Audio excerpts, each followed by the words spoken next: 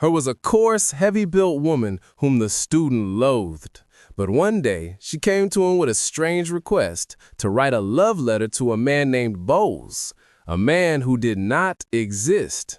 Hello and welcome to MagicSurprise F. Today, we invite you into a small student garret in old Moscow for a profound and deeply moving story of human loneliness from the great Russian writer Maxim Gorky. Story, Her Lover. An acquaintance of mine once told me the following story. When I was a student at Moscow, I happened to live alongside one of those ladies whose repute is questionable. She was a Pole, and they called her Teresa.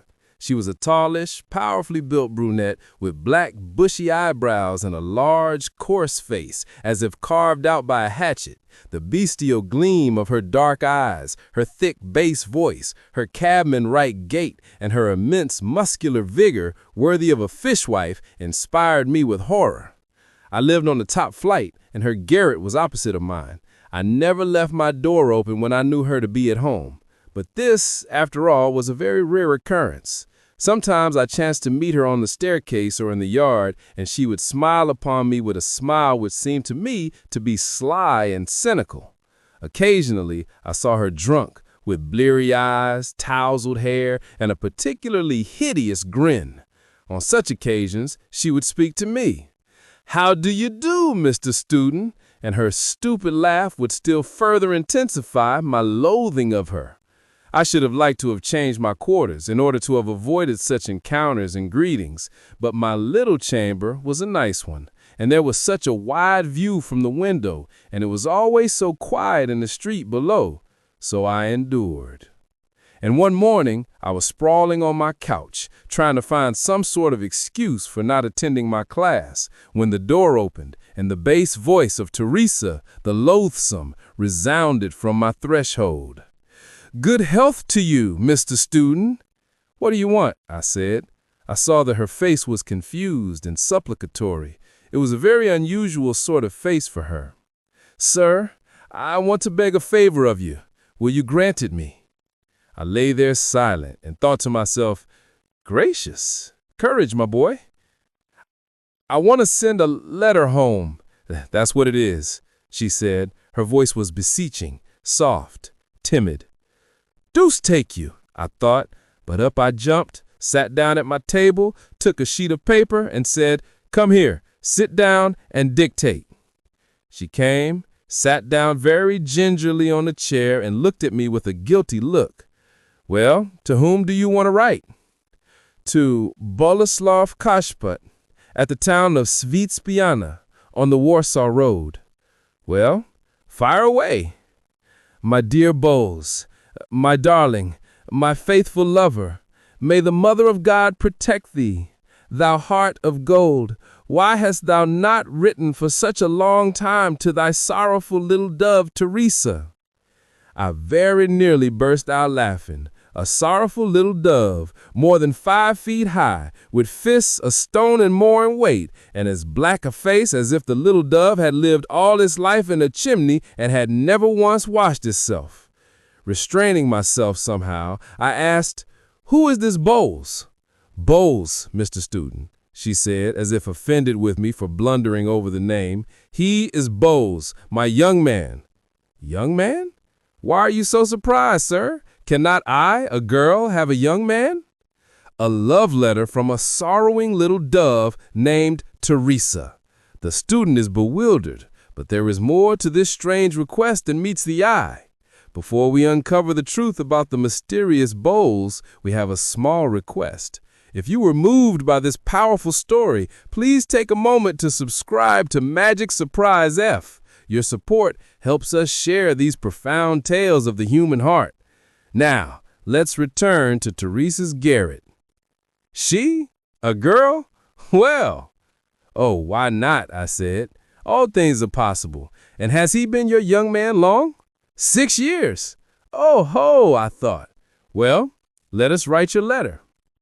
And I tell you plainly that I would willingly have traded places with this Bowles if his fair correspondent had not been Teresa, but something less than she.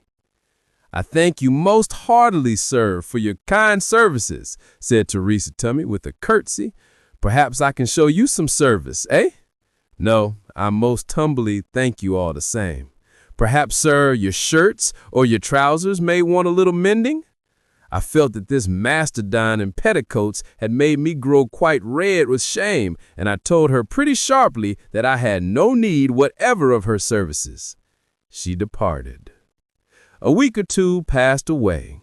It was evening. I was sitting at my window whistling and thinking of some expedient for enabling me to get away from myself. I was bored. The weather was dirty. I didn't want to go out, and out of sheer ennui, I began a course of self-analysis and reflection. This was also dull enough work, but I didn't care about doing anything else. Then the door opened. Heaven be praised, someone came in. "Oh, Mr. Student, you have no pressing business, I hope." It was Teresa. What is it?" "I was going to ask you, sir, to write me another letter." "Very well. To Bowles, eh?" "No, this time it is from him." "What?" "Stupid that I am. It is not for me, Mr. Student. I beg your pardon. It is for a friend of mine. That is to say, not a friend, but an acquaintance. A man acquaintance. He has a sweetheart just like me here, Teresa. That's how it is. Will you, sir, write a letter to this Teresa?" I looked at her. Her face was troubled, her fingers were trembling. I was a bit fogged at first, and then I guessed how it was. "Look here, my lady," I said. "There are no Bowleses or Teresas at all, and you've been telling me a pack of lies. Don't you come sneaking about me any longer. I have no wish whatever to cultivate your acquaintance. Do you understand?" And suddenly, she grew strangely terrified and distraught. She began to shift from foot to foot without moving from the place and spluttered comically, as if she wanted to say something and couldn't. I waited to see what would come of all this, and I saw and felt that, apparently, I had made a great mistake in suspecting her of wishing to draw me from the path of righteousness. It was evidently something very different. "Mr. Student," she began, and suddenly, waving her hand, she turned abruptly towards the door and went out. I remained with a very unpleasant feeling in my mind. I listened. Her door was flung violently to. Plainly, the poor wench was very angry. I thought it over and resolved to go to her, and inviting her to come in here, write everything she wanted. I entered her apartment.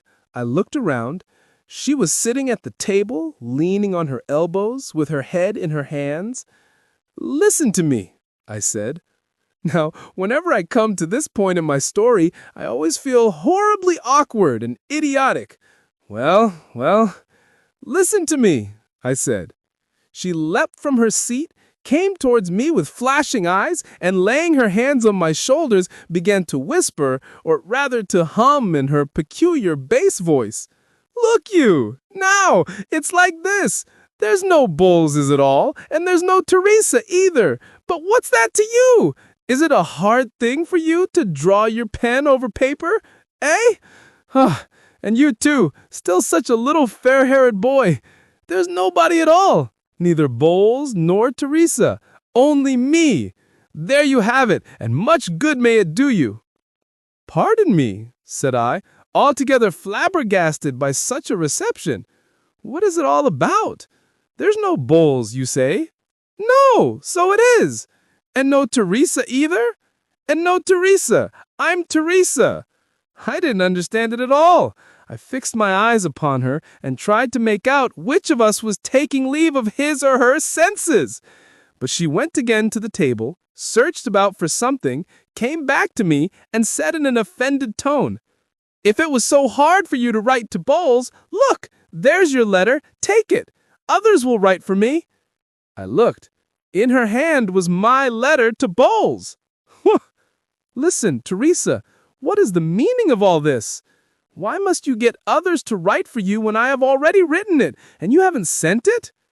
"Sent it where?" "Why, to this, Bowles." "There's no such person. I absolutely did not understand it. There was nothing for me but to spit and go. Then she explained. "What is it?" she said, still offended. "There's no such person, I tell you." And she extended her arms as if she herself did not understand why there should be no such person. "But I wanted him to be. Am I then not a human creature like the rest of them?" Yes, I know, of course. Yet no harm was done to anyone by my writing to him that I can see." "Pardon me? To whom?" "To Bowles, of course." "But he doesn't exist." "Alas, alas! But what if he doesn't? He doesn't exist, but he might. I write to him, and it looks as if he did exist. And Teresa, that's me. And he replies to me, and then I write to him again." I understood at last, and I felt so sick, so miserable, so ashamed somehow. Alongside of me, not 3 yards away, lived a human creature who had nobody in the world to treat her kindly, affectionately. And this human being had invented a friend for herself. Look now, you wrote me a letter to Bowles, and I gave it to someone else to read it to me. And when they read it to me, I listened and fancied that Bowles was there. And I ask you to write me a letter from Bowles to Teresa, that is to me. When they write such a letter for me and read it to me, I feel quite sure that Bowles is there, and life grows easier for me in consequence. "Deuce take you for a blockhead," I said to myself when I heard this. And from thenceforth, regularly, twice a week, I wrote a letter to Bowles and an answer from Bowles to Teresa. I wrote those answers well. She, of course, listened to them and wept like anything, roared, I should say, with her bass voice. And in return for my thus moving her to tears by real letters from the imaginary Bowles, she began to mend the holes I had in my socks, shirts, and other articles of clothing. Subsequently, about 3 months after this history began, they put her in prison for something or other. No doubt, by this time, she is dead. My acquaintance shook the ash from his cigarette, looked pensively up at the sky, and thus concluded, "Well, well, the more a human creature has tasted of bitter things, the more it hungers after the sweet things of life. And we, wrapped round in the rags of our virtues, and regarding others through the mist of our self-sufficiency, and persuaded of our universal impeccability, do not understand this. And the whole thing turns out pretty stupidly and very cruelly. The fallen classes, we say. And who are the fallen classes, I should like to know? They are, first of all, people with the same bones, flesh, and blood and nerves as ourselves. We have been told this day after day for ages, and we actually listen, and the devil only knows how hideous the whole thing is. Or are we completely depraved by the loud sermonizing of humanism? In reality, we are also fallen folks, and so far as I can see, very deeply fallen into the abyss of self-sufficiency and the conviction of our superiority. But enough of this. It is as old as the hills, so old that it's a shame to speak about it. Very old indeed. Yes, that's what it is. And so ends the heartbreaking tale of Teresa and her imaginary lover. A story that reminds us of the deep human need for kindness and connection. We hope you were moved by this powerful story from Maxim Gorky. If you appreciate profound stories that explore the depths of the human heart, please support our channel by subscribing to MagicSurprise. Remember to click the bell icon so you're notified of all our new stories. Your likes, comments, and shares help us bring these important literary works to a wider audience. Let us know what you thought of this poignant tale. Thank you for listening, and we'll see you again with another magical surprise.